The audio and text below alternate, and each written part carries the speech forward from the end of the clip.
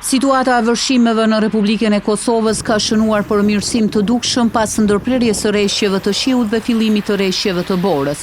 Sipas të dhënave zyrtare nga Agjencia e Menaxhimit të Emergjencës, saktësisht nga qendrat operative emergjente dhe njësitë operative në terren, niveli i ujit të lumenjt kryesor ka filluar të bie dhe aktualisht nuk paraqet rrezik të menjëhershëm për vërshime të reja. Ndërkohë edhe në Gjakov situata vazhdon të mbetet të ndjeshme. Në disa zona janë evidentuar dëme materiale, veçanërisht në shtëpi dhe infrastrukturë lokale. Situata po monitorohet edhe nga ekipet e emergjencës, të cilët po monitorojnë situatën nga afër. Në një vëzhgim që ekipi i televizionit Syri bëri rrugëve në disa zona të qytetit, ende janë prezente dëmet e vërshimeve. Në zonat për skaj lumenjeve, mbeturinat duken akoma prezente si një rrezik tjetër i mundshëm.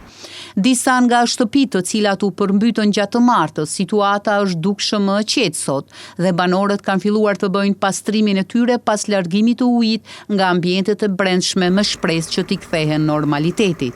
E në këto momente të vështira, solidarizimi mes qytetarëve dhe mbështetja për familjet e prekura është shumë e rëndësishme. Ndërkohë, temperatura gjatë natës pritet të zbresin në zero, çka paraqet rrezik shtesë për zonat e prekura dhe për qytetarët, ndaj bëhet thirrje për kujdes dhe ndjekje të udhëzimeve zyrtare. Ndërkohë, nga Instituti Kombëtar i Shëndetësisë Publike në Kosovë bëhet të ditur se nga mostrat e testuara në rajonin e Gjakovës, furnizimi me ujë nga rjeti i KRU Gjakova është i sigurt për pije.